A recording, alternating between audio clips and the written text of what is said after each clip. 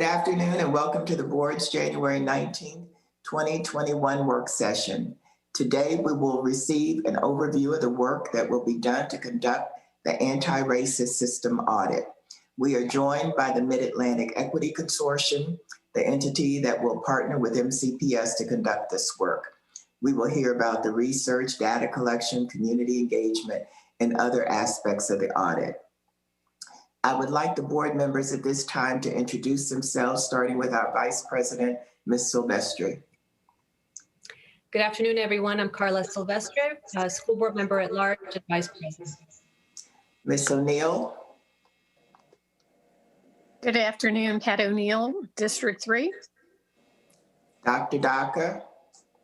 Good afternoon, Judy Daka, District 1. Ms. Mondrowski. Good afternoon, Rebecca Smondrowski, District 2. Ms. Harris.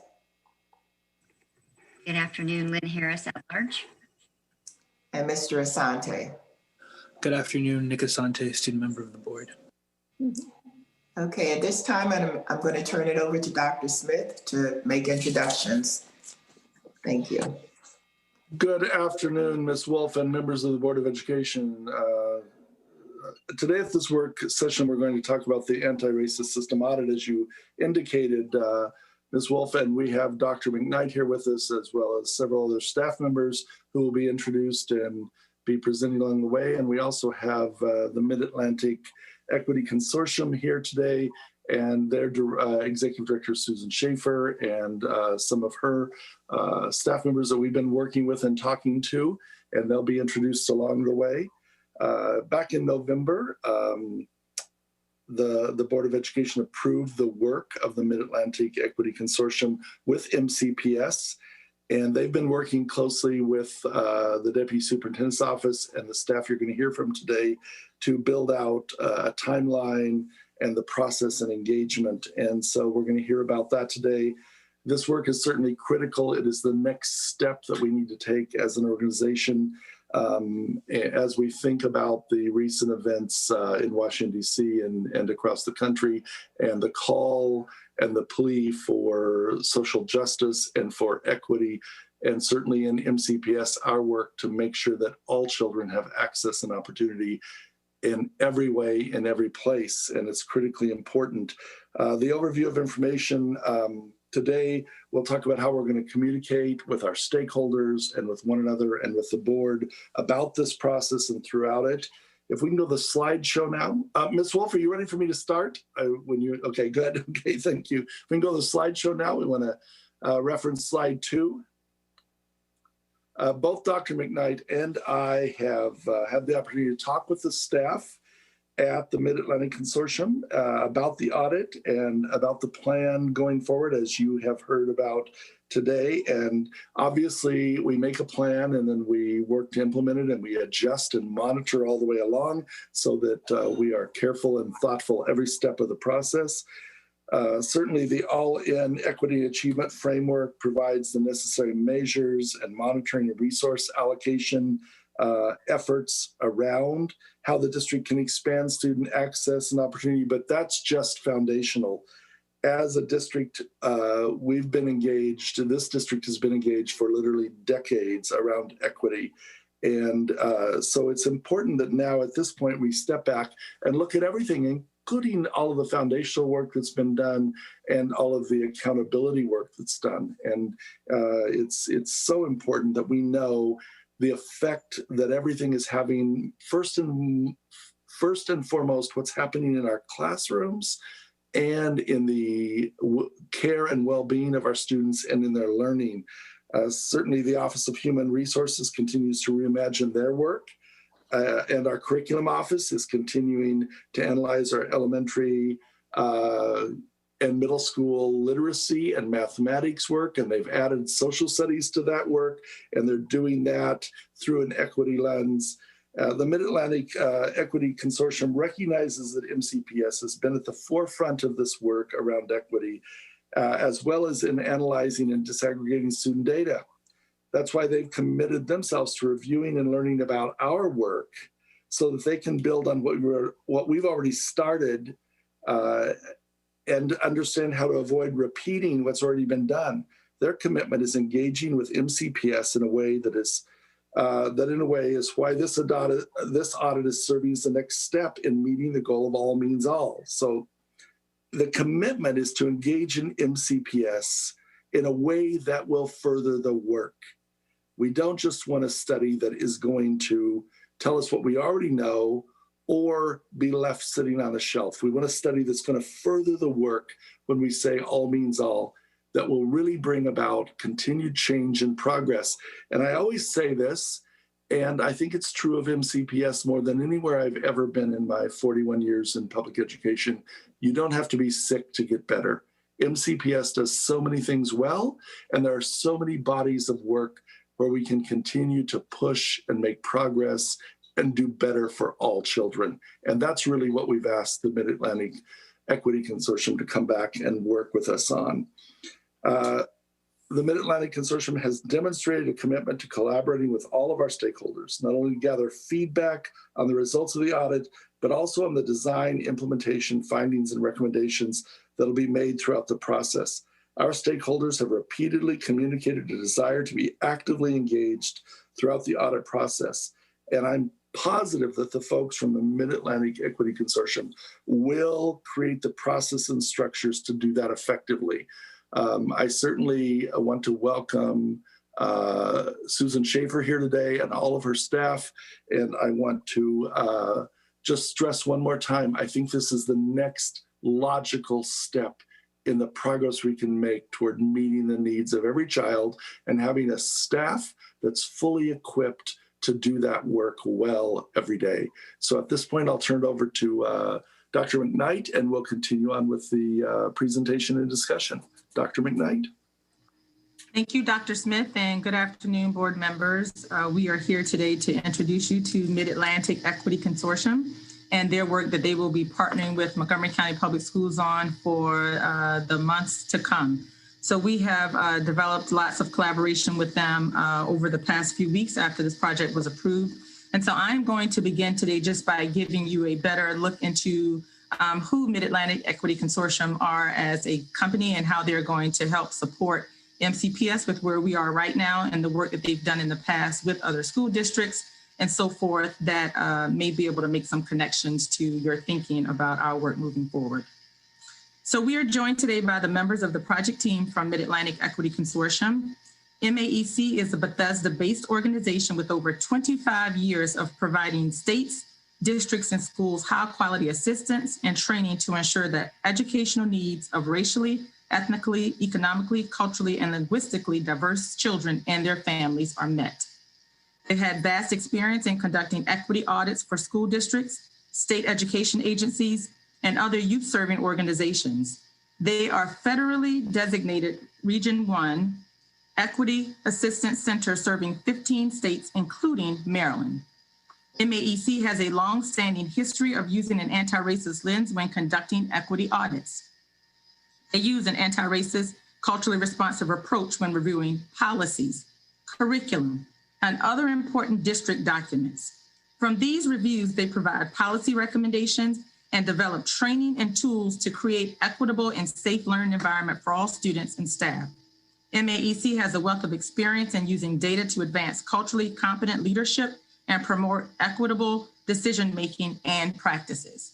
And so those are just some of the things that they have done. As I read through some of their experiences, you'll hear that some of the work that they've done is work that we've embarked upon in MCPS previously, but it's about taking it to the next step, as Dr. Smith said.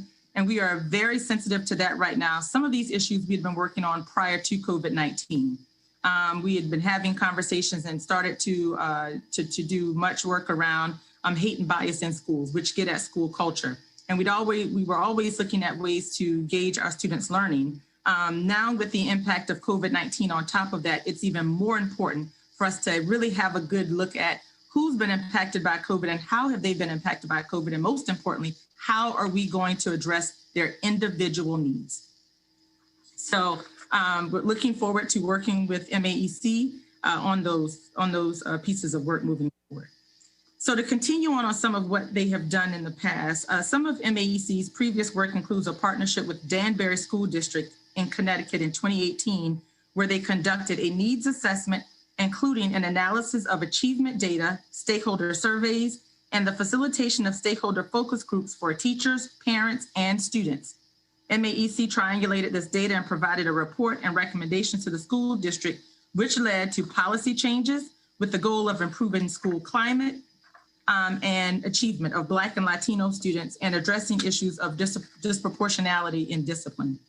In addition, they've collaborated with Christina School District in Delaware during the 2017-18 school year. During this partnership, MAEC designed materials and facilitated 5 groups and 2 community forums. The results of the focus groups and the community forums helped the district to identify deeply rooted racial and cultural equity issues and to invest district resources into addressing these issues, including creating a district equity team, a segregated data system, and a more culturally responsive PBIS system. In 2017 to 2018, MAEC worked with the Portland Public Schools. In their work with them, MAEC designed and conducted an equity audit that was aligned with key approaches in the district's strategic plan. To better understand the needs and challenges the district faced regarding the implementation of equitable practices and policies, staff conducted 17 listening tour sessions with various stakeholder groups such as families, students, community members, teachers, other school staff, building administrators, and district administrators. Because of the listening tours, MAEC became aware of the strength and equity challenges facing Portland Public Schools. MAEC staff provided a written report with an analysis and recommendations from the listening tours. These findings were used to plan for future technical assistance and training to increase equitable practices and procedures. These are just a few examples of MAEC's recent work. It is with this wealth of experience and knowledge that MAEC brings to MCPS, and we are excited to be partnering with them on our anti-racist system audit as we strive to expand the opportunities and unleash the potential of all students in the district. So with that, I have given an overview of what we know about the work that MAEC has done and how we are able to make connections to their future work with connections to our priorities within the system. And so at this time, I am going to turn it over to Mr. Troy Body, Director of the Equity Initiatives Unit, in order to talk about how MCPS has engaged with MAEC so far in this process. Mr. Body, I'll turn it over to you. Good afternoon. And just to quote Martin Luther King, the time is always right to do the right thing. And so the time is right for us to do this work as a school system. And I've been excited about our engagement with MACE. So after the November 10th board meeting, we have hit the ground running. Our initial collaboration provided, MACE provided us with an overview of the scope of the work, the timeline, and the system data that they thought would be useful in the document review component of the audit. MCPS and MACE have discussed how we would gather data and engage with stakeholders throughout the process. One thing that was critical for us was to use the feedback from our focus groups this summer to help frame what that work will look like. We also came to a consensus on how we would interact with the steering committee to make sure that we're sharing information and gathering recommendations and feedback from that particular group. Mr. Landsman is going to share more details about the steering committee later on in the presentation. As a team, MCPS staff including the Director of Shared Accountability and several associates and directors, collaborated with MACE to walk them through our evidence of learning framework. We're going to also hold additional meetings so we can review the remaining components of the equity accountability model. Again, our goal and our hope is at the end of this, we tie all of the pieces of our work together and identify those places where new work needs to occur.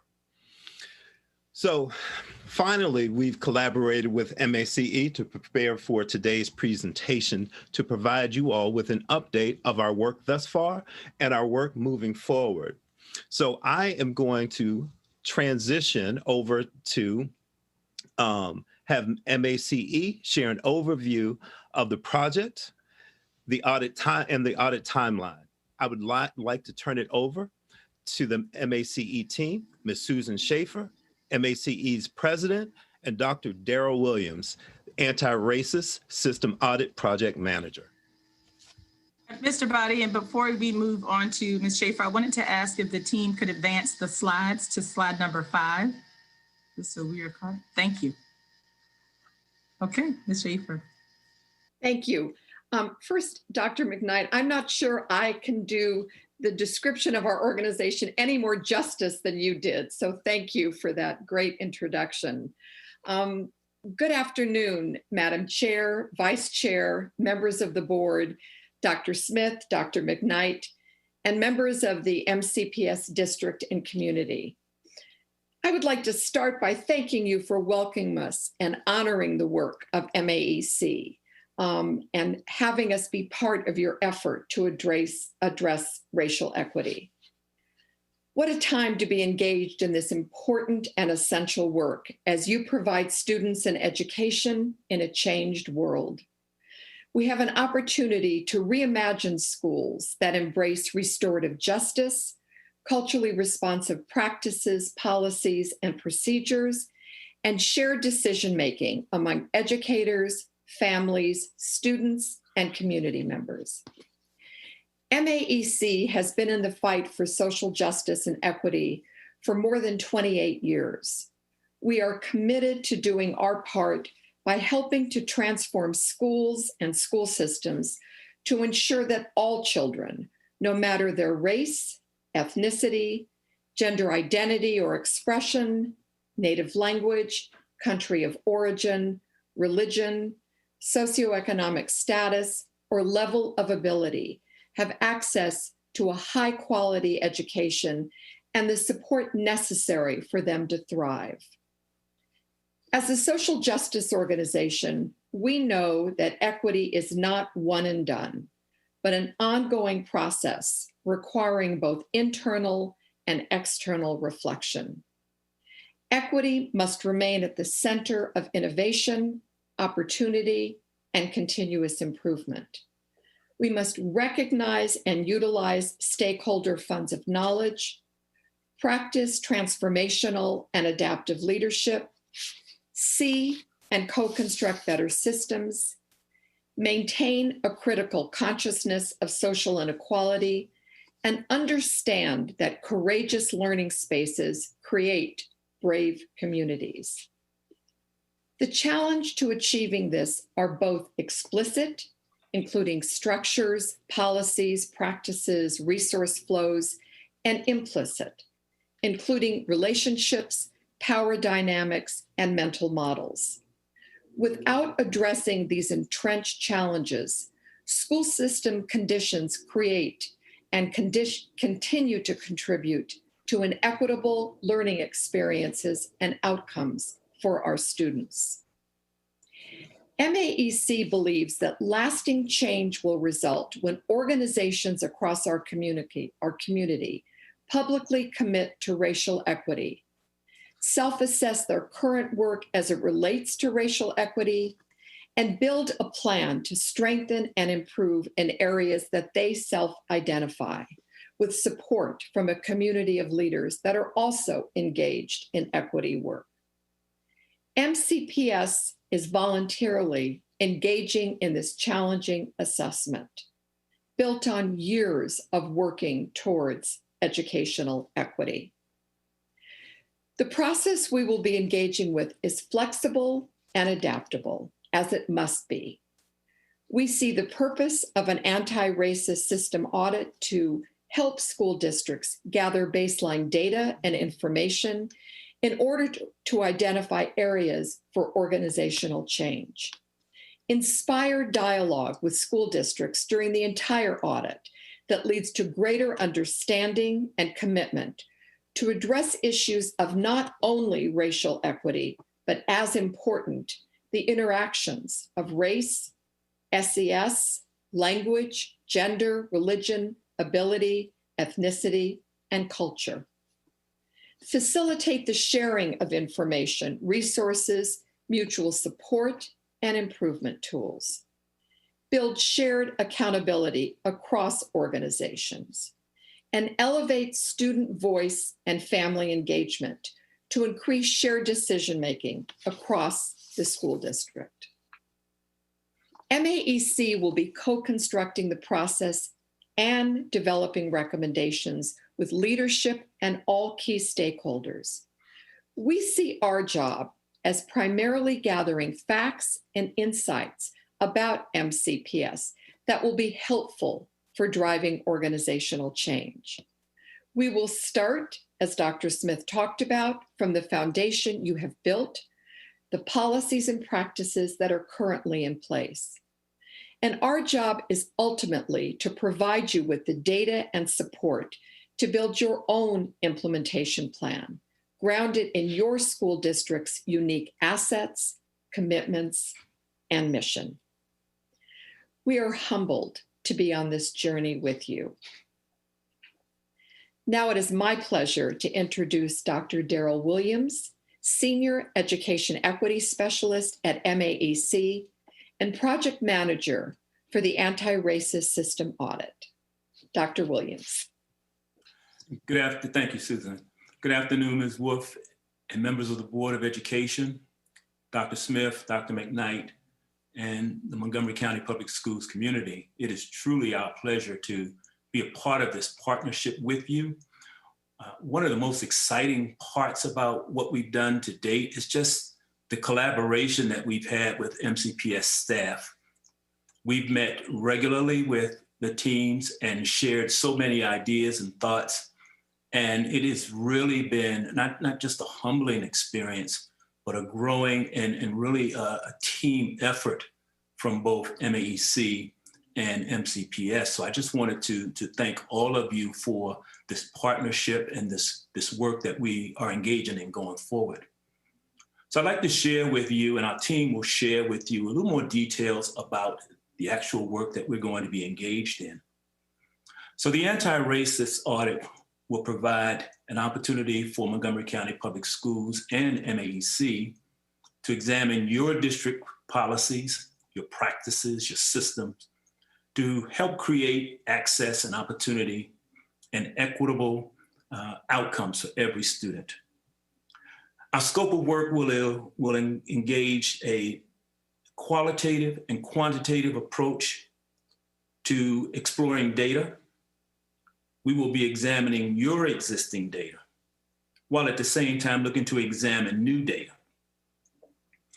Our efforts will be to synthesize this information for patterns and trends, while at the same time seeking to identify barriers that cause inequities or may identify inequities within the system.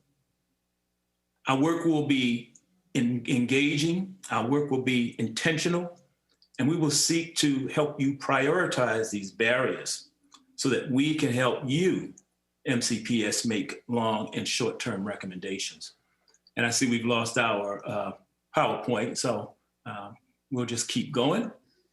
Actually, Mr. Williams, they've actually just said if you could just tell them when to advance the slides, okay, they will. Thank you very much for advancing the slide. So our work will begin, and it will be focused on key audit areas. And we've outlined those areas for you here. School culture, workforce diversity, work conditions. We'll be examining and it should be your pre-K-12 curriculum, as well as how we will look at community relations and engagement. And we'll talk just a little bit more in depth about each of those if we advance to the next slide.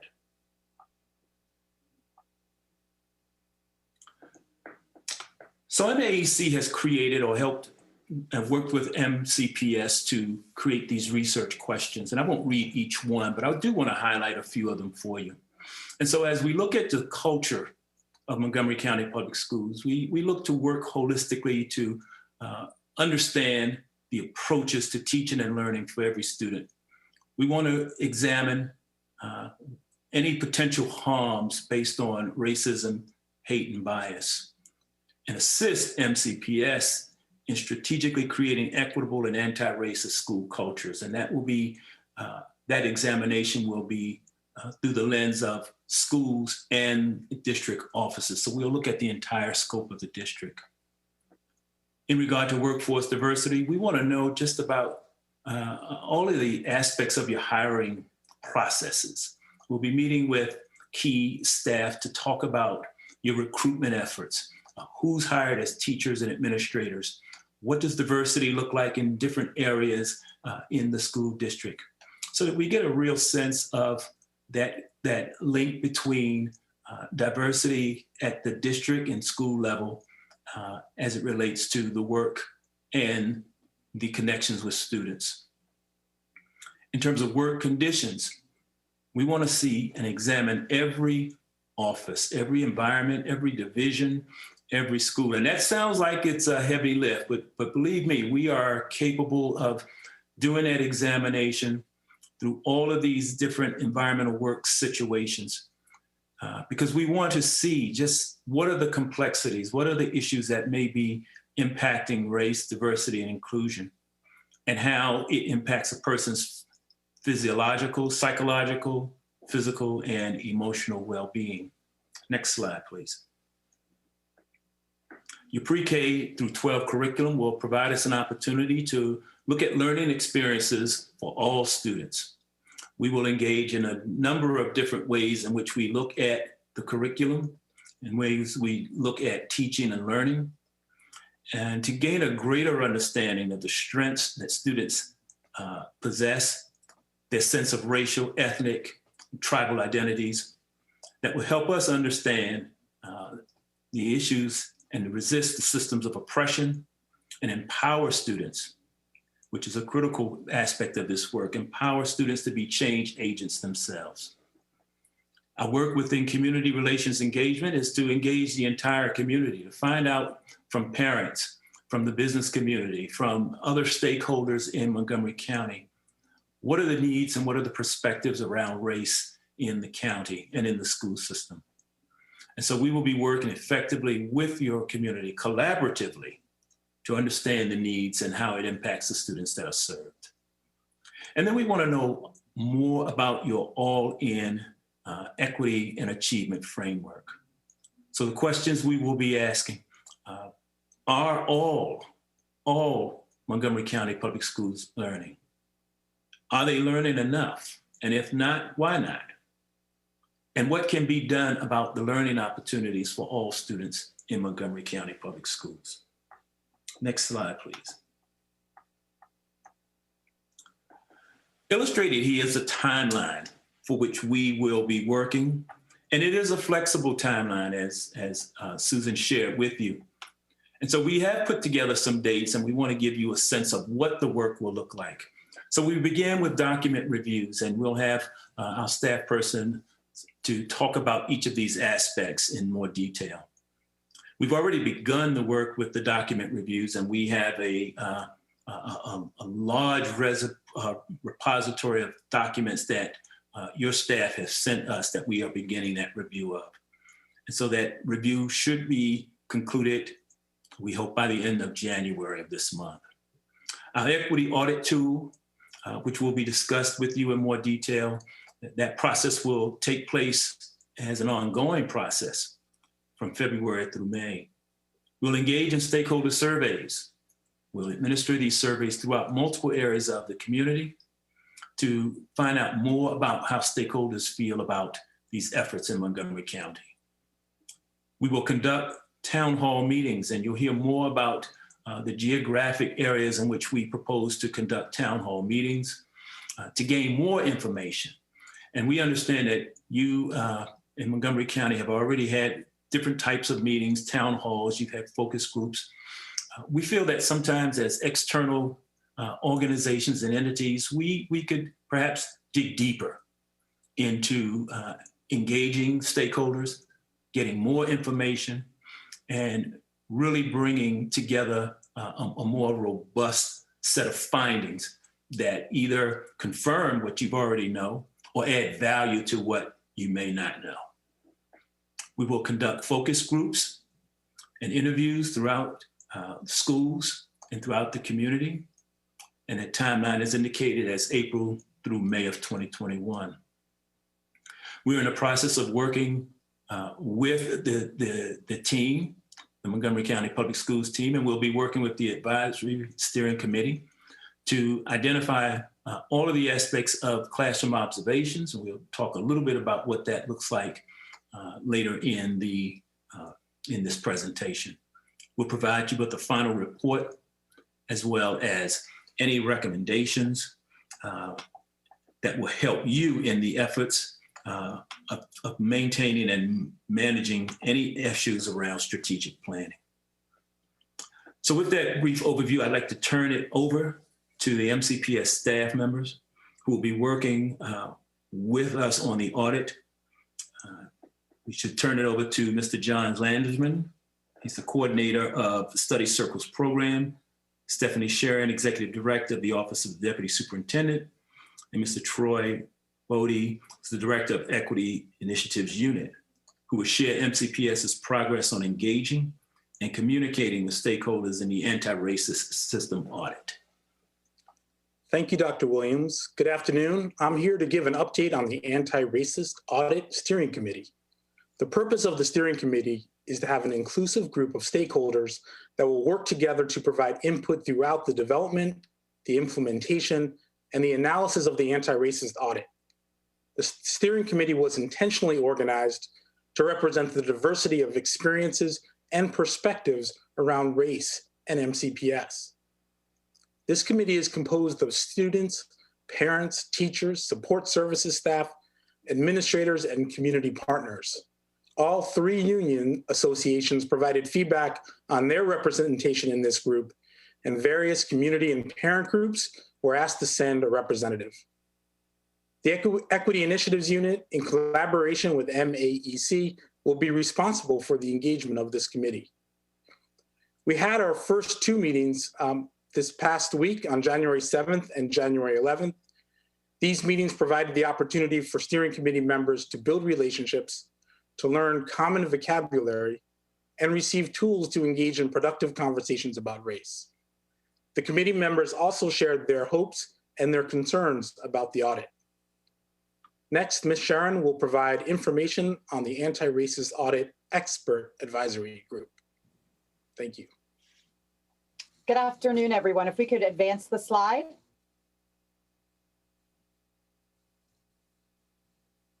So in addition to the Anti-Racist Audit Steering Committee that Mr. Landsman just reviewed, we've also recruited a number of national experts that have various expertise in some of the areas of focus that we are focusing on in our audit. Our national experts include university professors, deans, and educational equity authors with experience in racial justice, cultural proficiency, and equitable practices within the public school system. We also have experts from the Maryland State Department of Education, the U.S. Department of Education, Educational Trust, the Maryland State Education Association, and the Center for Black Educator Development.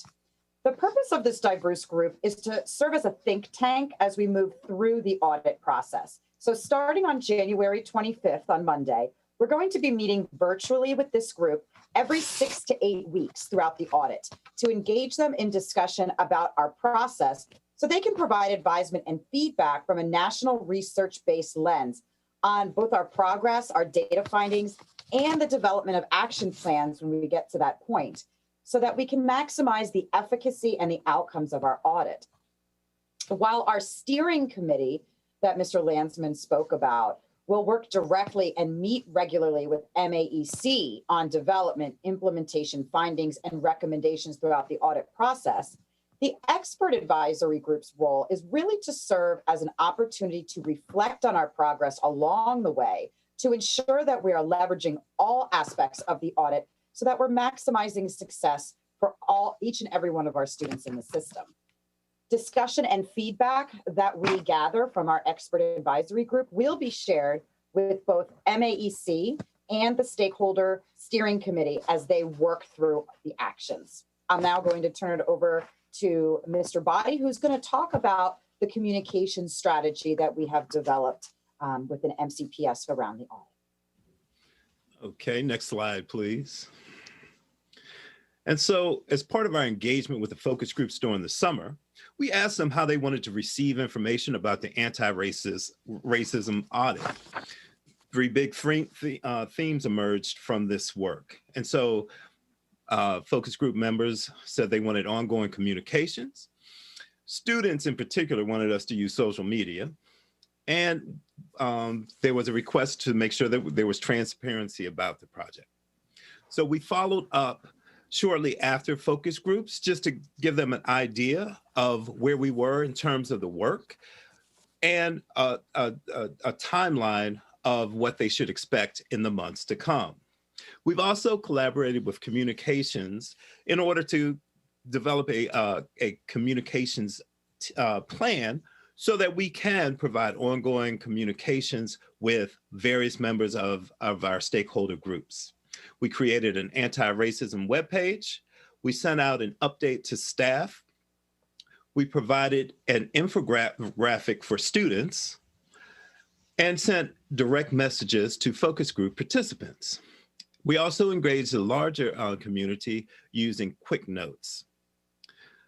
So these communications also included a video that we shared at our last board meeting, links to various documents and to previous board members on the anti-racism audit. Now, students are critical to this work because we're doing this to create a better school system for our students. And so to do this, we engaged with Nick Asante's communications team.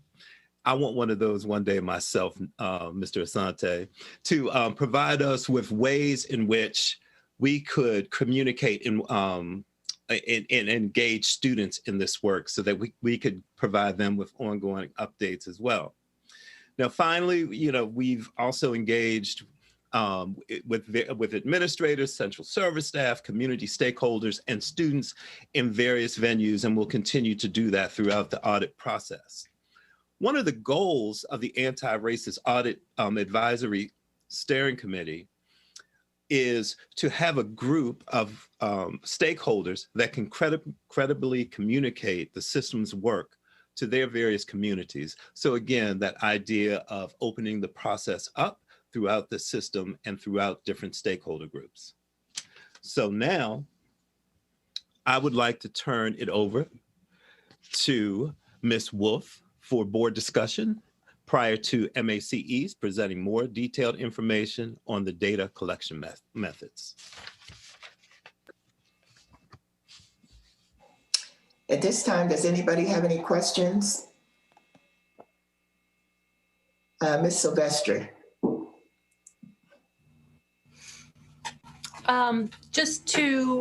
I have other questions for the rest of the presentation, but for now, I just wanted to just flag for the staff that we will also be doing strategic planning community engagement. So just to be aware that we're not taxing the same people at the same time for these two processes. Thank you. Does anyone else have any questions? Ms. O'Neill. Yes, I saw on the calendar classroom observations. And, obviously right now we're in an all virtual world, which I don't think lends itself well. It's not the real world of how our classrooms operate. And, hopefully, we can begin to bring children back. But how does that focus? How does that factor into classroom observations in this audit process? Thank you very much for that question, Ms. O'Neill. We recognize the challenges during this COVID time that schools are still grappling with whether or not classes are going to be virtual or in person, the hybrid models. And so we intentionally said that will be determined as we work together with the steering committees, with MCPS staff, with associations, with a multitude of invested stakeholders to really hash that out. We don't want to commit that at this time that we will do one methodology of observation or visits, so to speak. When we know that the environment could change, we know that, as you all continue as a board and leadership to determine what schools will look like and classrooms will look like, we want to be sensitive to that. And so we will definitely be collaboration with your staffs, with the district offices, to really identify the best ways to visit classrooms and do those views of the interactions with young people and to gather that data. So we just didn't want to commit definitively right now. And I appreciate that it said TBD, but I think it's really where all of the factors come together is in the classroom. The result of our hiring practices, our policy, our curriculum, and good teaching practices. So, I appreciate that you have flagged that as a TBD. It's just a concern in the ultimate result. Yes, thank you. Dr. Daka. Yeah, I just wanted to welcome the Mid-Atlantic Equity Center back again, because when you began in the 70s, you worked with us on sex equity, which was not easy, and on teacher expectations, student achievement, and also on multicultural issues. So it's good to see you back. Thank you. It's good to be back. Does anyone else have a question at this time? Seeing none, I think you can go on, Dr. McKnight or Mr. Body. I don't know which one. Thank you, Ms. Wolf. I wanted to make one quick comment to Dr. Daka's point. MAEC does provide a historical perspective in Montgomery County, and I think you always have to try to marry history to what has happened before to where we are right now to make a really good comparison of the progress. So just based on that, I think that's going to be very helpful to us in this process as we think about and celebrate the progress that we've made, but then also what we have moving forward. And Ms. O'Neill asked a very, very important question. I know MAEC and the team, we've been discussing this whole part, and as we, of the classroom observations. So Dr. Williams highlighted the main part. We're gonna really need to work with our teachers and others to help map out how we get that data and how will it be appropriately used in the context of what we're doing. But we're also thinking about the future too. So we started to have some discussions around having maybe an idea of what instruction looks like in both spaces, virtual as well as in person. When we are able to go in person, will provide us some perspective in how the tenets that we think are really important to the environment, what they look like in that virtual space, because in some ways that will stay with us, not to the degree that we are right now, but it may be relevant for us for future planning, as well as you said, Ms. O'Neill, knowing what it looks like in the classroom, in-person space, because that's the structure that we built the system on for the last decades. And so we will need to be able to make an accurate measure there. So we look forward, that will definitely be one of the pieces that we come back and share with the board. You saw in the timeline earlier that there will be final recommendations that are made. But as we give updates and we work with our stakeholders to map some of that out, those are pieces that we'll be able to give progress on related to some pivotal questions that you've asked. So thank you.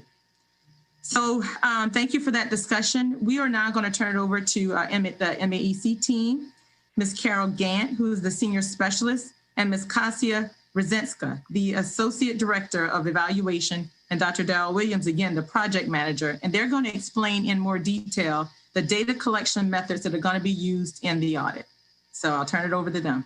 Ms. Gant?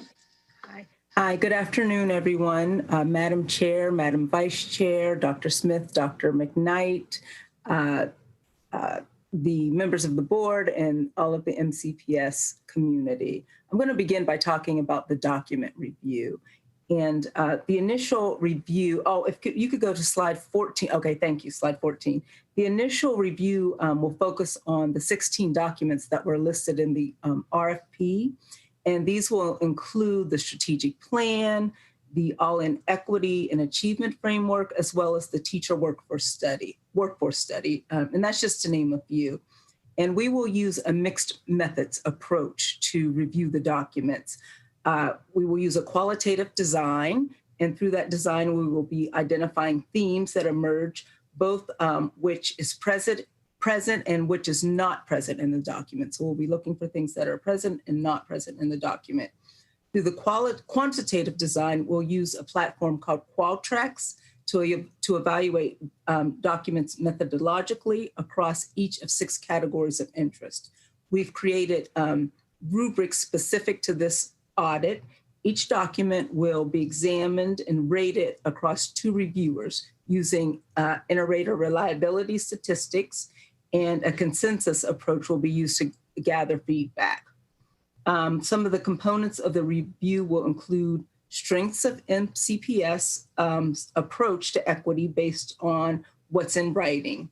We will again be looking at themes that emerge across documents, conclusions that can be drawn about MCPS and racial equity based on the documents, questions to explore subsequent audit components, including further evidence of how written policy manifests in practice. And then we will also be providing some recommendations or suggested action steps, especially as they pertain to MCPS printed and digital presence. And then in October of 2021, we will embed all of our findings in the final report. Ms. Brzezinska, would you like to continue?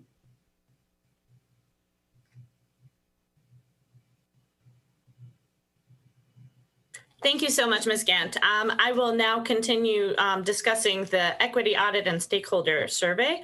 We can move to slide number 15. The equity audit is a robust tool that MAEC has developed, and we have over 25 years of experience using this tool.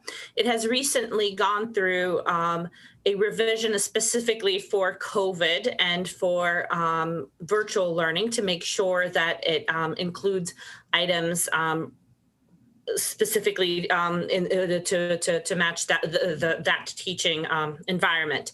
The tool is a survey that looks specifically at policies, programs, and practices that both directly and indirectly impact students and staff. And it focuses on race and ethnicity, but in addition, it has 9 items, including looking at national origin, looking at disability, looking at age, sexual orientation, gender, religion, and other socially, culturally significant factors. This tool will also examines criteria for equitable schools and is divided into several sections, including school policy. It also looks at school organization and administration. It examines school climate, and it also looks at assessment and placement practices, as well as professional learning standards and the process for curriculum development. MAEC will use the information from the document review as well as feedback from the steering committee to tailor this specific tool for MCPS, and so that it's not duplicative of information that's already gathered by other similar data collections, but that it gathers the information that's most relevant to this audit. Once the specific items that we will be looking at are approved by the steering committee, MAEC will conduct a virtual training onto how to administer the equity audit to all 206 schools and administrators. Data from this tool will be gathered using Qualtrics, which, as Ms. Gant already mentioned, is an online survey platform. And once we have gathered this data, we will use it to create an equity profile for each school and triangulate the data gathered from this particular data collection with other data gathered from other data collections of this process, including the survey, the town halls, and the focus groups, as well as quantitative data that's already available and that's already being collected on a regular basis. We can go to the next slide. In addition to this quantitative data collection and the self-examination by each school, we will conduct a stakeholder survey. The proposed timeline for this will be between February and May, and the stakeholder survey will be administered district-wide, and we will also be advertising it very heavily during the subsequent data collections, including the town halls, including the focus groups, and interviews. MAEC will use the findings from the document review, the school level equity audit, and input from the audit steering committee to develop a series of stakeholder surveys, and they will also be administered electronically via Qualtrics. MAEC will create at least 4 different survey forms to collect the perspectives from diverse groups and constituency groups within the district. They will include MCPS staff, families, other community members, and most importantly, students.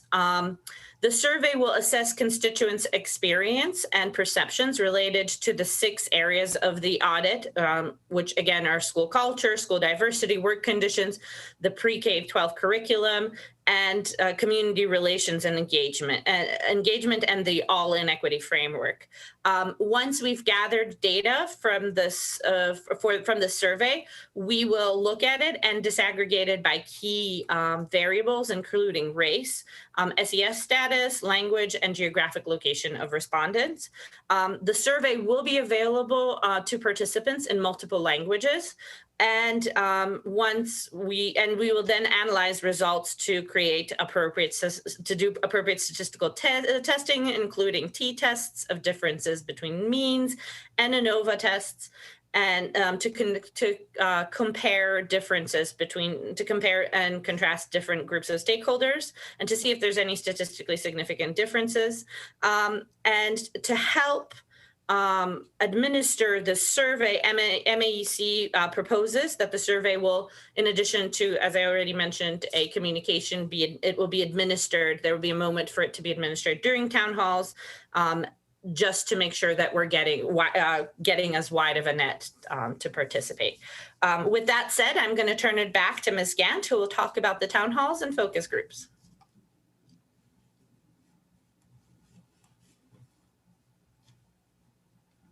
Sorry, apologize, I was on mute.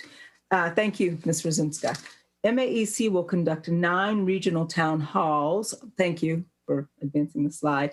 That will be open to the public to get a sense of geographic differences across the county. And these geographic areas will include Bethesda, Tacoma Park, Mid-County, Silver Spring, Wheaton, East County, Germantown, and Gaithersburg, Rockville, and Up County. Due to health concerns, the meetings will be conducted virtually through Zoom. The meetings will be held in the evenings and will be open to anyone in the community.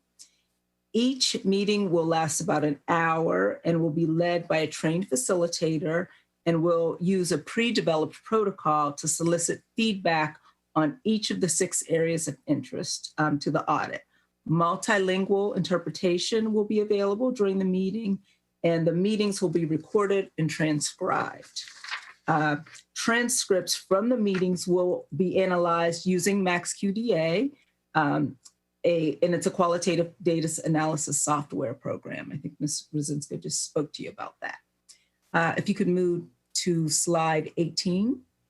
Thank you. And then we will also conduct focus groups in order to gain further insight on stakeholder perceptions. And we will have 20 of those. They will also be held virtually with key stakeholders. And those stakeholders will include students, staff, both teachers and administrators, county leadership, board members, and other community members. Each group will comprise up to 10 stakeholders. These groups will be specifically designed to target representatives of MCPS whose voices may not have been, or who may have been omitted from other data collections. MAEC will work with MCPS school support and family engagement to recruit families to participate in town halls and focus groups. MAEC will use Zoom and offer a call-in telephone number option for families that do not have access to a computer, so they will be able to participate in focus groups. Individual interviews will be offered to stakeholders who could not participate in data collections, particularly those who cannot participate in the focus group forum.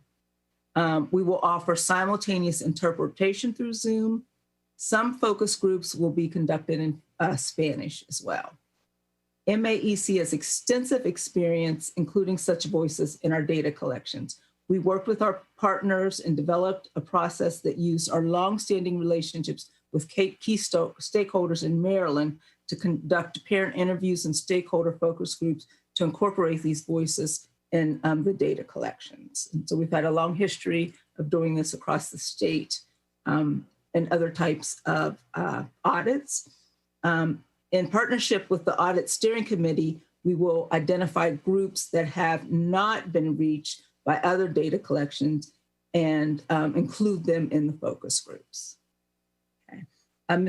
Dr. Williams is now going to talk to you about classroom visits a little further. Thank you, Ms. Gann. So we talked a little bit about the classroom visits, and so let me just highlight a couple of things that are critical for our visits. In the previous slide, we spoke about a key group in our focus group data collection would be students. And so within the construct of focus groups, we're really looking at those students who are upper elementary to high school. But we recognize that systemic inequities experienced by young children can be detrimental to their future learning outcomes. And so we want to be able to capture the voices of young children, but we know that focus groups may not be the most appropriate and meaningful way to lend their participation in this work. But we do recognize, as many studies show, that early childhood children are not too young to engage in critical conversations and discussions around race. And that there is this false consciousness that leads to believing that children, or leads children into believing that racism is not a significant concern. And so we are constantly recognizing that young children construct their meanings about race as they interact with other children. And so in order for us to get a sense of their voice and their inclusion of their voice, we are looking at these visits as a way to capture information from our pre-K through 3 grade children. MAEC will be working with the steering committees, again, as I mentioned, with the associations, with MCPS staff, to really identify the processes, the environments in which we want to visit classrooms and look at these interactions. I think it's important that we say up front that as we engage in developing this, we want to identify schools and classrooms that really provide a rich, diverse experience, but also to see if there are some issues that may elevate itself as we do this work with the audit. We will be using a data collection form that will be developed in consultation with the steering committee that will be developmentally appropriate for early childhood grades.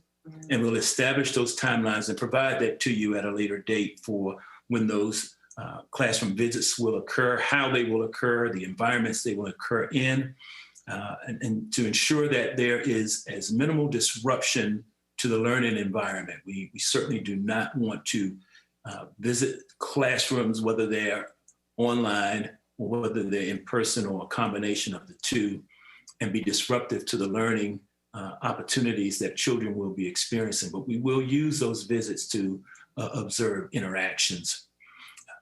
We will also provide information to assure teachers that this is not an evaluation process. We are not coming in and looking at teacher performance. We're not creating or developing an evaluation tool based on their instructional work. We will be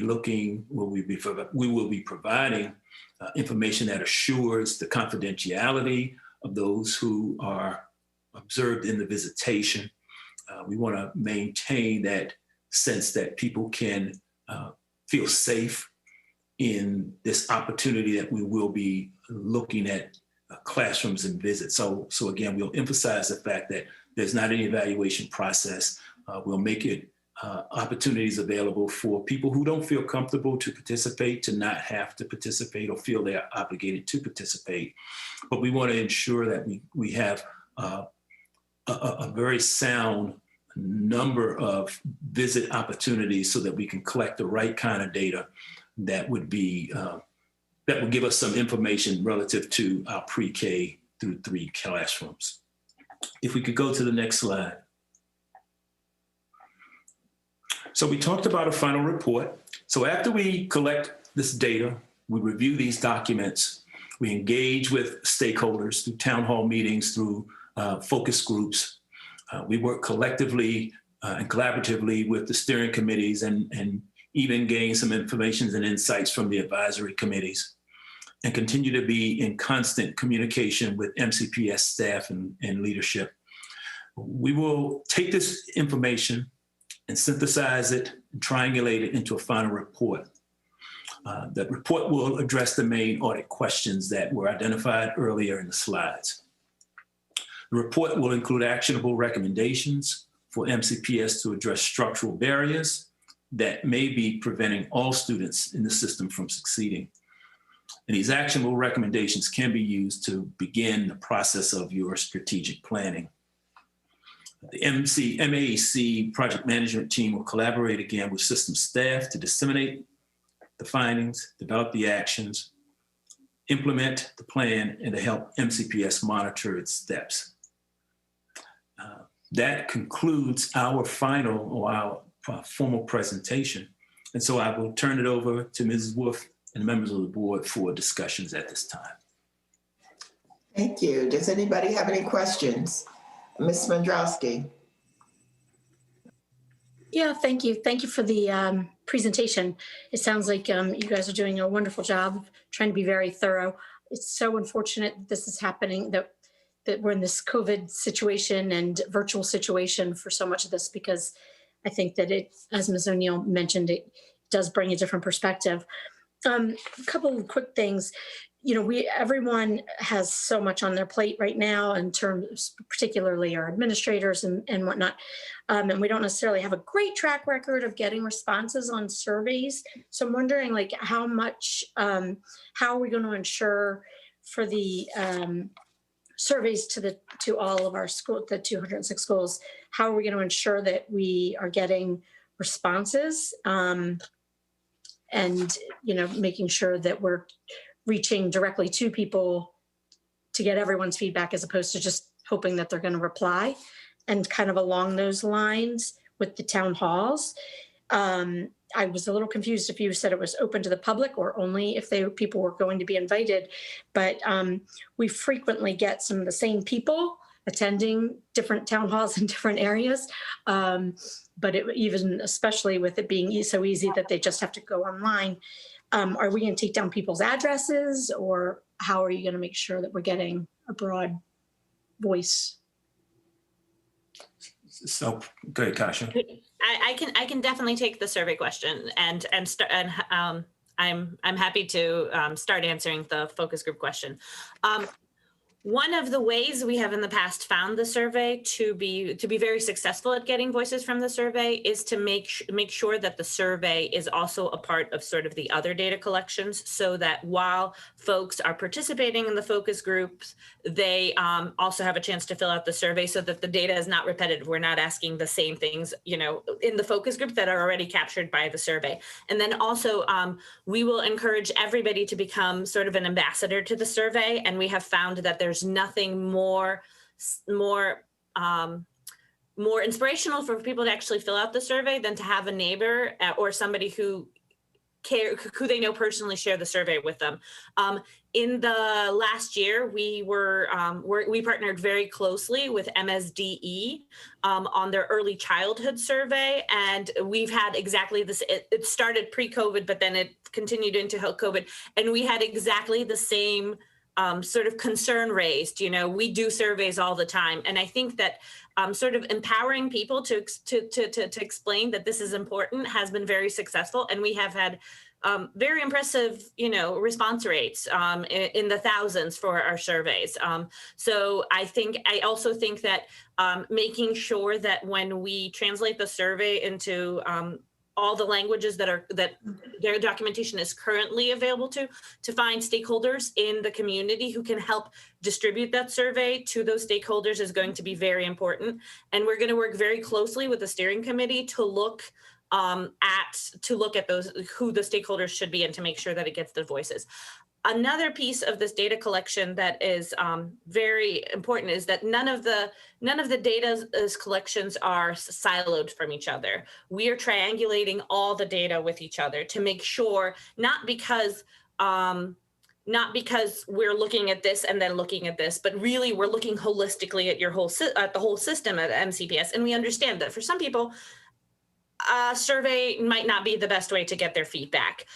They might prefer to go to a town hall, or in certain conditions, a focus group might not be realistic, you know, and therefore what we're going to be doing working very closely with MCPS is looking at what kind of participation we're getting from each of the data collections to make sure that when we get to the focus groups and when we get to the interviews, if there are voices that we are consistently missing through the surveys and through the town halls, that we strategically target those voices and make it as easy for them to provide their input. And we want to make sure that it's in a culturally responsive way, and it's a way that's convenient for everybody to participate. Okay. Great. And would you repeat the question you asked regarding the town halls? I wasn't quite. Well, just, is it by invitation only, or is it open to the public? And if it's open to the public, are you gonna like take people's addresses down or something, just so that we don't have the same people logging in to each of the town halls and us thinking that we've got people representing those different areas when they really live somewhere else and have already attended? Oh, I see. Okay. You know what I mean? Because that's happened before. I think we're going to strategically try to target invitations to the regions of the county. They are going to be open to the public. So obviously, you know, there is a chance that somebody might attend more than once, but we will try to be very cautious about who's attending them, how they're attending them, and to make sure that the town halls are a part of the data collections, and to make it clear that they're not the full. But I'm going to pass it to Carol. But I think we can use, like we did when we did the bigger statewide, we had kind of an RSVP where people kind of indicated where they lived. And I think we could put a measure in there as I'm thinking about that to get that region and kind of let them in, because we have where we can allow people into Zoom and things like that. So I think we need to think that through a little bit, but I'm thinking of some measures that we used at a bigger level in the past. And so thank you for that. And I think there's some things that we can do to ensure that we get their region that's private through registering, you know, when we send it out, just because we kind of double check to see if they're coming and things like that. And so I think we can do that. And one of the good things about the partnerships that we formed is these are the kinds of questions that are coming up within our groups of working with MCPS leadership. And so they can help us with any experiences that they may have had with other town halls and some of the challenges that your staff has faced. And we can collectively and co-construct ways in which to address some of these barriers. So I think we'll be also going back to our planning sessions. We have weekly planning sessions on the books with MCPS staff. And so we'll go back and look at some of those concerns and draw up some ways in which we can come back to the board and say, we are going to address it in this manner. I could just add something to that as well. MCPS will have the unfortunate benefit of us having to pivot all of our work across the country, and particularly in the region that we serve as the Equity Assistance Center. So we have done massive numbers of equity audits, both throughout the states for particular school districts and across our region. And, it's going to be up to us and the kind of collaboration that we have set up through this RFP to be able to make sure that we're doing the kind of outreach and the kind of investigation that Carol pointed out, that if there are certain populations that are not participating, that we will then be very intentional about attempting to get to them in a way that they're comfortable and in the way that they feel that they are a part of the system and a part of the buy-in to this equity audit. And if I could just add one final point to that question, that outreach is critical because we want to build trust with these communities. And so in those efforts to build trust, I think that will be the way that we assure that individuals are participating within their regions, within those particular communities in our efforts. And so if we do that outreach the right way, then that level of trust is greater. That confidence of people interacting and being a part of it in their regions we think it will be higher. I totally agree. Thank you. I just wanted to make sure about that. Ms. O'Neill? Yes. So your last slide says develop a strategic plan. And I'm sure that MCPS leadership has shared our strategic plan. We're in year 3 of it and beginning the revisions to that strategic plan. I don't know whether that slide really should have been said, develop recommendations to build on the strategic plan. But I don't want someone from the outside who's not familiar with MCPS looking at this meeting today and say, aha, they're operating without a strategic plan. And I also point out, I know that Ms. Silvestri referenced the work of the Strategic Planning Committee going out to get feedback, but also, we will begin a superintendent search at some time. And there is a process involved with that in going out to the community to get engagement. I think there needs to be some synergy between the Strategic Planning Committee process and your efforts. I think it's very important to get that, to have the town halls, but my opinion after being on the board for 20 some odd years, if you go out too often to the same groups or to the community, they stop filling out those forms or questionnaires, and they may or may not come. So I think we need to be careful about, if our strategic planning committee believes there needs to be some input in that process, if there's some way through this process to combine that information or share the information in the thingy. But also, I don't want to leave that last slide out for the greater community that we have no strategic plan. Sure.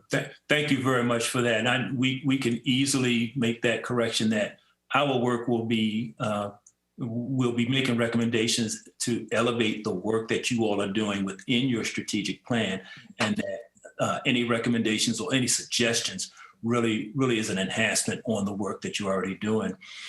In regard to the opportunities for you as a board and the community to engage in a new superintendent search, we have a lot of experience working with districts that are in transition. And so we've been working with some districts that are in the early, middle, late stages of superintendent searches. We have staff, including myself, that have worked with districts that have onboarded a new superintendent within the time frame of an audit. And so what we do is that we work with the board and we work with the district in terms of helping to make that transition smooth, and understand that the new superintendent will have an opportunity to lend his or her vision, ideas, et cetera, to this work. So, we take all of that. Yeah, I just raised it all. I mean, I don't know, the board hasn't determined a process, but I throw that out about, we do go out into the community for town halls and stakeholder feedback on many things. And we most recently were pretty darn successful in getting responses about reopening of schools. But I just, worry about going out to the well so many times for feedback. Thank you. And I think, and we'll be very flexible in those opportunities that we don't overwhelm your communities. Ms. Wolf? Yes. We will make sure that we post the adjusted PowerPoint with that last slide changed when we post this for the community so that that is done and that confusion won't exist. Okay. Thank you. Ms. Harris. Thank you. I just have a couple of really focused questions about how you will be engaging our most difficult to engage community. I think most of us know that we have certain segments of our school communities that don't trust government. They don't trust the school system. And really the only way to reach them is through trusted intermediaries. And so building on what you said about you were going to be using trusted community partners, I'd like to hear more about how you are going to use trusted community partners to actually reach those segments of our school communities that are chronically the most difficult to reach. And how are you going to work on the trust building? Because that is a huge issue. And it's only exacerbated with the last 4 years of national communication around the value of some members of our society, and also looking at where we are with COVID and the disproportionality of its impact. I can take the first stab at that. And one of the things that we have been very successful in the past is to make sure that all of our data is confidential, and that all of the sort of contacts are that our group is involved, so that the stakeholders know and can trust that their data, that their information or their personal information will not be shared in any way, and that it stays with MAEC.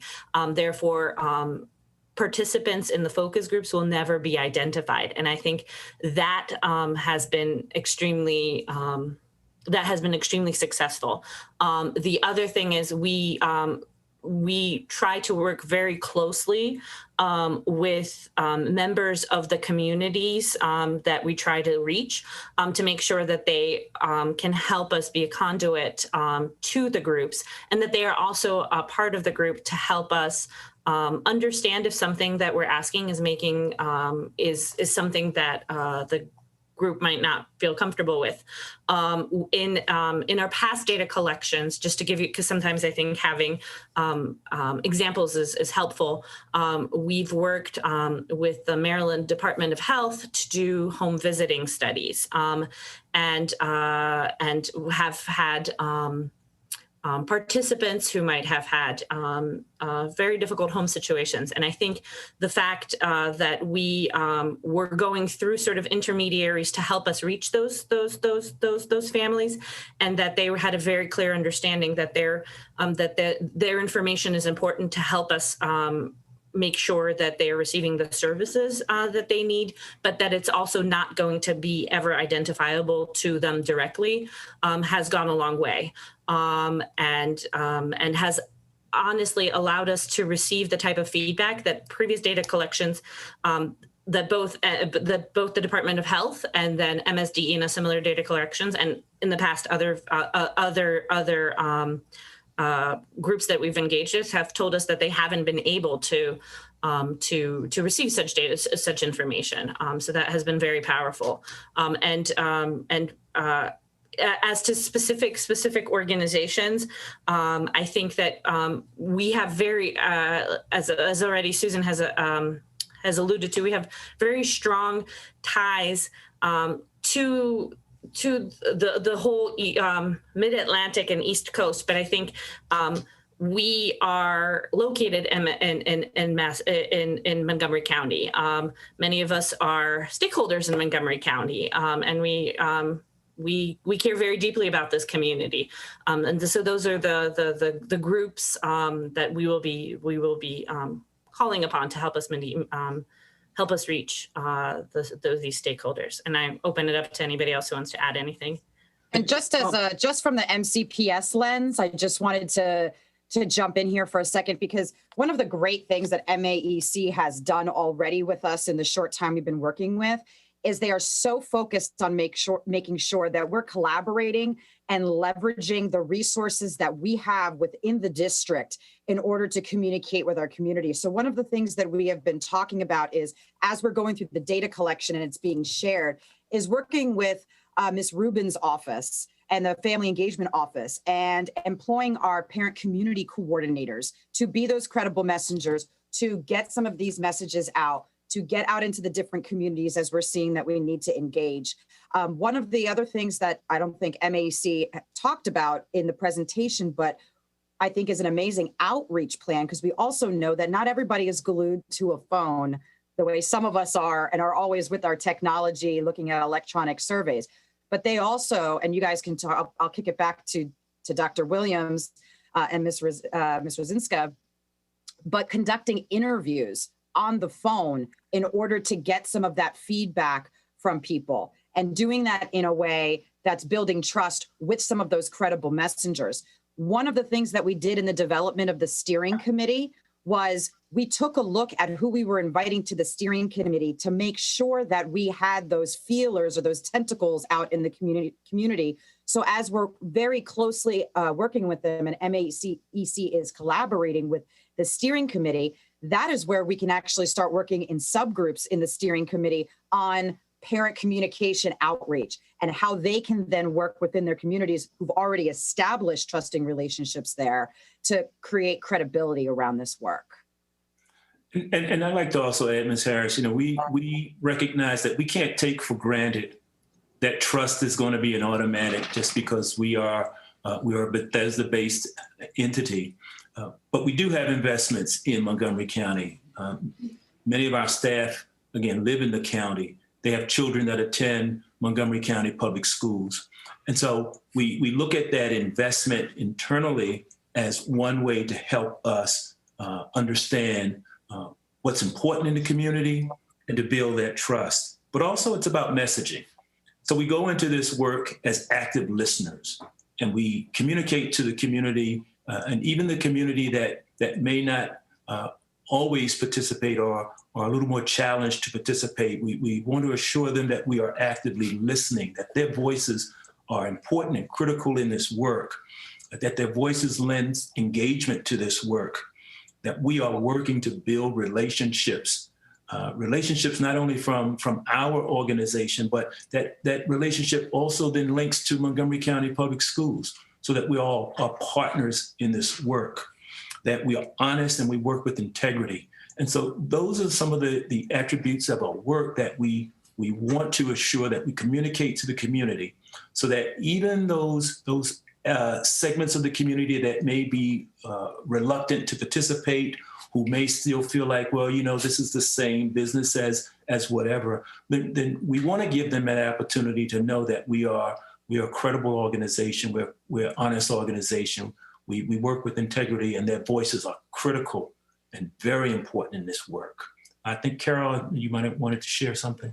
Well, yeah, I was, just piggybacking off of what Ms. Rosinska said. In some of our past work, we've developed, around the state and in various communities, relationships with some organizations and community sectors. And so we already have some relationships established based on some of the audits that we've done, just even around the state of Maryland. One thing, so we have some relationships in mind, I think. And then, we've taken steps. And so if you want some specific examples, we've met with, so for instance, one community that for us we experienced was the tribal community. It was a very, very difficult community for us to,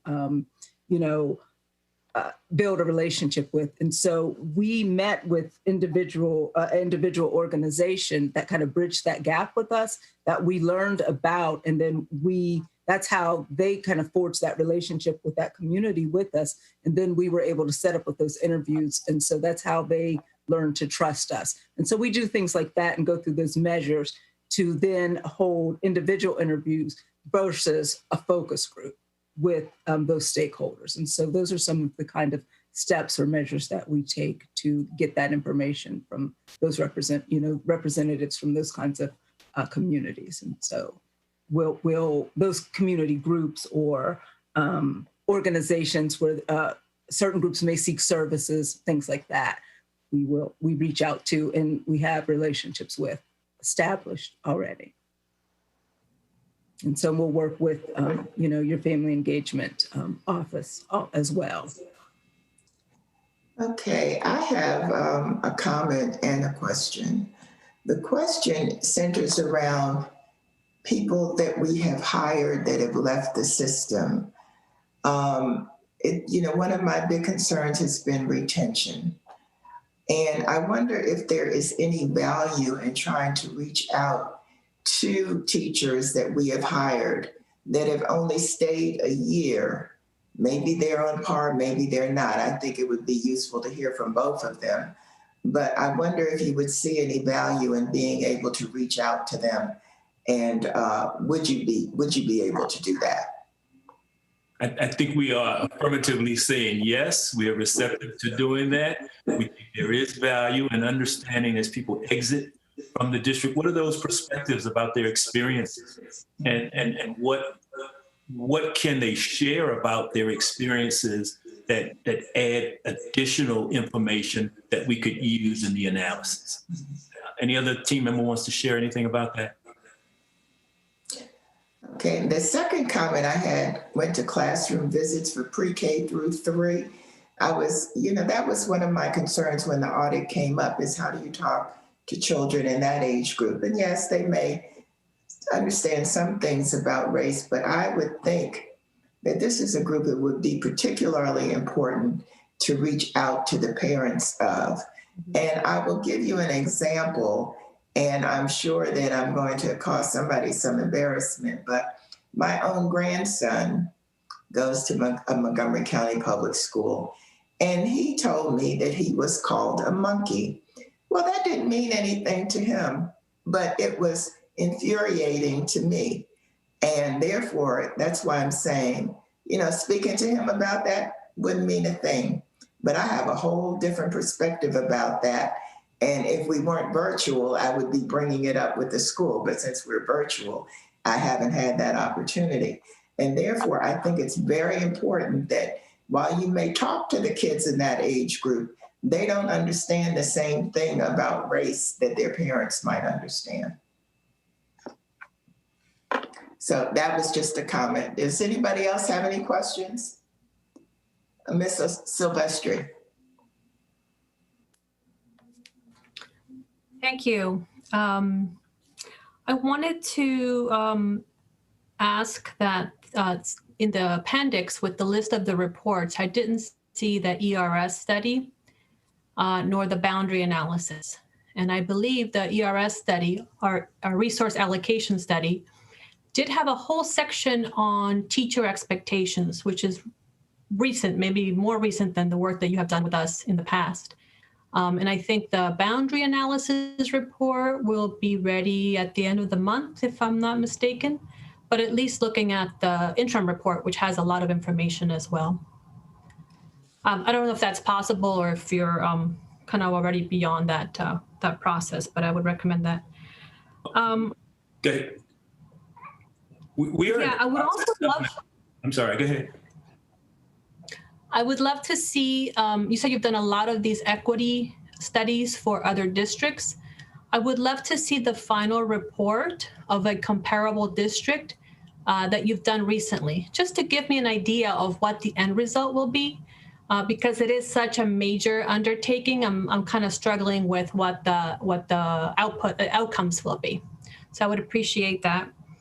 And finally, I guess just to reiterate what's been the points that have been made about community engagement. What to say here? We have a long way to go in this work. Yes, our Office of Family and Community Engagement knows how to do this well.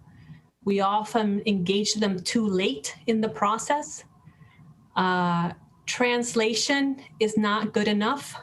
If you have tried to participate in those meetings, listening to an interpreter, you know it's not good enough. Taking translated flyers, in one of our boundary analysis, we asked our parent community coordinators to go door knocking. Awesome, they're gonna reach some people, right? But with a translated flyer that was not designed to speak to the target community, talking about boundary analysis in multiple languages, it meant nothing to the families that were receiving it, even if it was at their doorstep. So I just ask you to really take a step back. I know you have experience of this. As I told you, our own staff has incredible experience on this, but we often move to it too quickly and assume that we know what we're doing.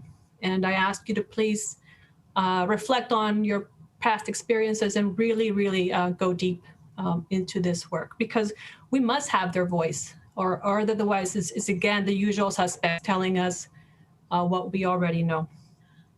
Thank you. If I could just address it just for a minute. You know, when we talk about these issues as a staff, understanding, as I said at the beginning, that equity is a work in progress. So even if we come in as experts, we are experts only insofar as this is the focus of our professional and, for many of us, our personal lives. In terms of family and community engagement, if we do things in the same old way, then we're going to get the same results. And we wouldn't have gone into this project with that kind of mindset. Just so that you know, we will also leverage, we are the Family Engagement Center for the state of Maryland and Pennsylvania. And all of the experiences that we've had with the family engagement and community centers, we will bring to this work as well. So what we can commit to you is doing our very best to use our experience, our collaboration, the lessons that we have learned, understanding that we are, as a small organization, we are a nimble organization, and one that tries to be as introspective about the way in which we operate as an organization, and the way that we practice our work. And we are open to any board members' recommendations, analysis, suggestions as we move through this, because we want this to be as effective as possible. And so I just wanted to, I hope, give you a little bit of feeling that we don't go into this without really thinking about why we applied to do this kind of work in this particular setting at this particular time. And as Daryl said, we try to be active listeners and understand that we are in this together, and really our goal is what your goal is, to make a difference in the lives of children and families, and respect and honor the work of teachers and administrators and staff. And one more piece, we also have bilingual English-Spanish staff who will be, for the focus groups that we've already mentioned, that will be done in Spanish. They won't be translated. They will be conducted fully in Spanish with Spanish-speaking staff who will help facilitate and take notes and make sure that the dialogue isn't a translation for those particular groups. Right. And to your first point about the ERS, we are negotiating those dates in which we will be meeting with staff.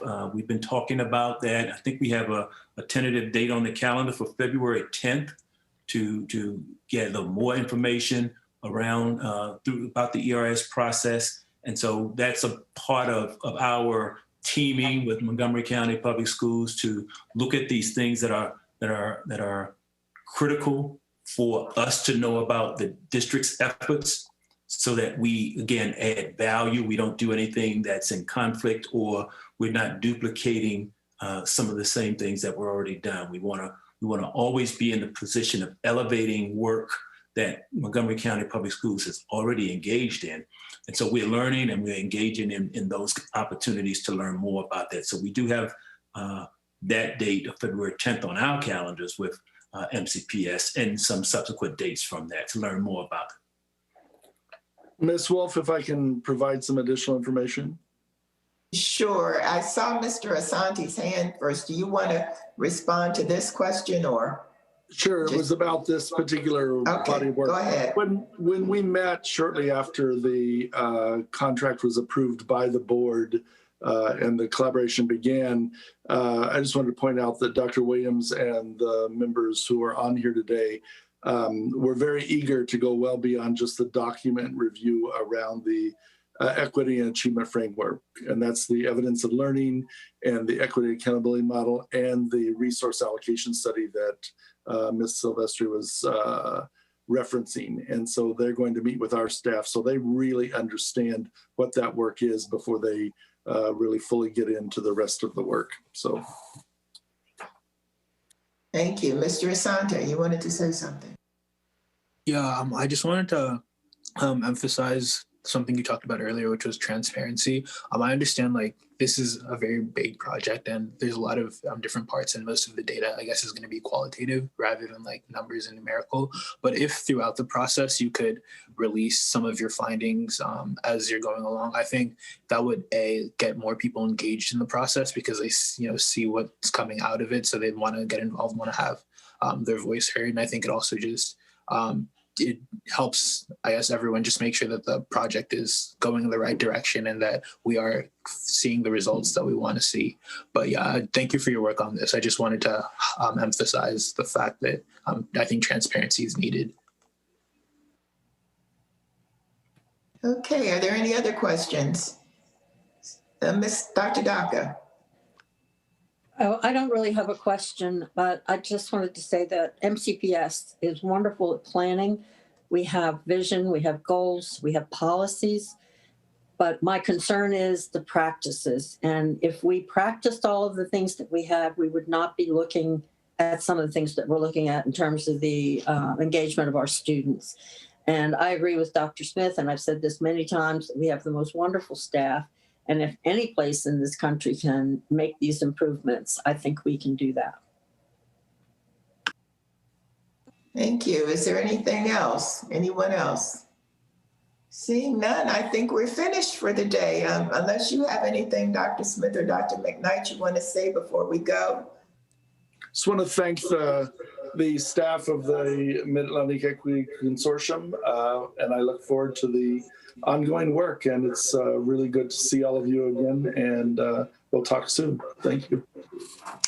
I think so. On behalf of the board, I want to thank all of you all for the presentation. It's really thorough, and I think you've gotten some good feedback today, so look forward to the report. Thank you. Thank you very much. Bye-bye.